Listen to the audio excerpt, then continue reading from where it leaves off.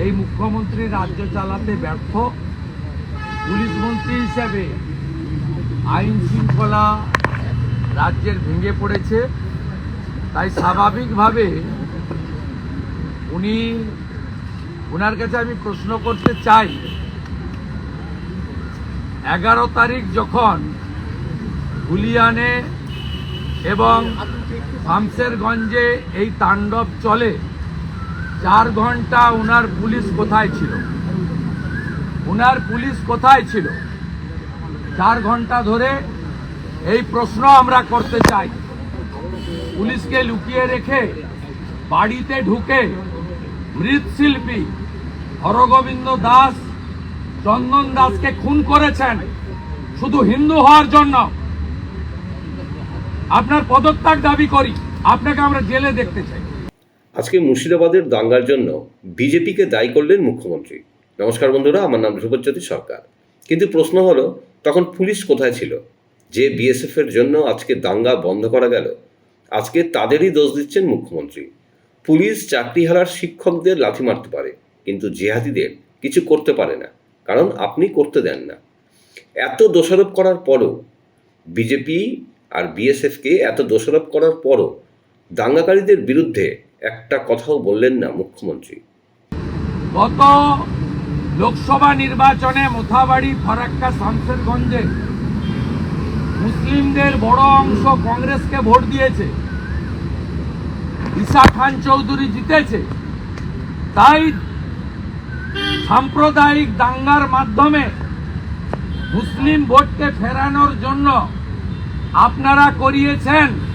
আপনি আজকে সত্য স্বীকার করেছেন। এখানে উনি বলছেন যে আপনার স্বরাষ্ট্রমন্ত্রী প্ল্যানার, প্রধানমন্ত্রীকে বলবো যে স্বরাষ্ট্রমন্ত্রীর বিরুদ্ধে ব্যবস্থা নিন। উনি কে? হরিদাস পাল। উনি আমার বিরুদ্ধে এর আগে বিধানসভার বাজেট অধিবেশনে বলেছিলেন প্রধানমন্ত্রীকে অভিযোগ করতে যাব। জাননি কেন? উনি তো একটা কুয়াতে থাকেন, বিজেপি তো সমুদ্র। 20টা রাজ্যে বিজেপির সরকার। 11 তারিখে হাত পা ধরে বিএসএফ কে ডেকেছে, পুলিশ শাটার খুলে ঢুকে পড়েছিল, পুলিশ শাটারের ভিতরে ঢুকে গেছিল। উনি পুলিশ মন্ত্রী হিসাবে ব্যর্থ। উনি বলছেন যে বাচ্চা ছেলেদের 5-6 হাজার টাকা করে দিয়ে ইট ছড়ানোর কাজ করানো হয়েছে, অর্ডার দিয়ে ঢোকানো হয়েছে। এই জন্যই তো এনআইএ চাই আমরা। মমিনপুর, ইকবালপুরে এনআইএ হয়েছে, রিসড়া, ডালখোলাতে এনআইএ হয়েছে, শিবপুরে এনআইএ হয়েছে। আমরা এখানে এনআইএ চাই। কালকে কোর্টে কেস আছে, রাজ্য সরকারের উকিলও বলুন যে আমরা এনআইএ চাই। ওনার এই বক্তব্যের মধ্য দিয়ে তো প্রমাণ হচ্ছে যে it's a fit case for NIA. আমাদের হিন্দুদের বাড়ি উনাকে করতে হবে না। আমরা এনএইচআরসি এবং সিপিডাব্লিউটিকে দিয়ে কোটি টাকা আদায় করব। আজকেই 4টে কেস হয়েছে কলকাতা হাইকোর্টে, টাকা আমরা আদায় করব। কি করে আদায় করতে হয় আমরা জানি। আমরা যাদের পেটিএম পেয়েছিলাম প্রত্যেকের অ্যাকাউন্টে হাজার হাজার টাকা সবাই ঢুকাচ্ছে অ্যাকাউন্টে। উনার দয়া আমাদের দরকার নেই। কেউ দাঙ্গা করলে পার পাবেন না, আমার কাছে কেউ ক্ষমা হবে না। উনি তো তার পিকচার দেখিয়ে দিয়েছেন মোথাবাড়ি, ধুলিয়ান, শামসেরগঞ্জ। উনি আর কি পিকচার দেখাতে বাকি রেখেছেন?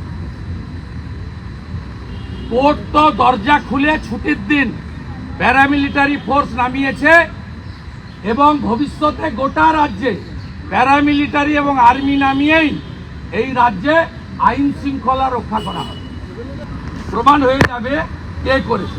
উনার ধুলিয়ানের চেয়ারম্যান, উনার শামসেরগঞ্জের এমএলএ, ফারাক্কার এমএলএর দাদা, এরা কি করেছে আমরা ভিডিও দিয়ে প্রমাণ করে দিই। হ্যাঁ, এই ছবিটা তো ফেক নিউজ। এই যে ছবিটা দেখছেন এটা ফেক নিউজ। হরগোবিন্দ দাস, চন্দন দাসের বাড়িতে ঢুকে কুপিয়ে খুন করেছে, এটা ফেক নিউজ। 23 লক্ষ মেধাবী কর্মপ্রার্থীর সঙ্গে প্রতারণা করেছেন মমতা ব্যানার্জি। এই কথা প্রথম দিন থেকে আজও বলছি। কালকে গিয়ে সুপ্রিম কোর্টে যোগ্য তালিকার দিন বলুন হুজুর এই যোগ্যের তালিকা, এই অযোগ্যের তালিকা আপনি দেননি বলে আজকে এই অবস্থা।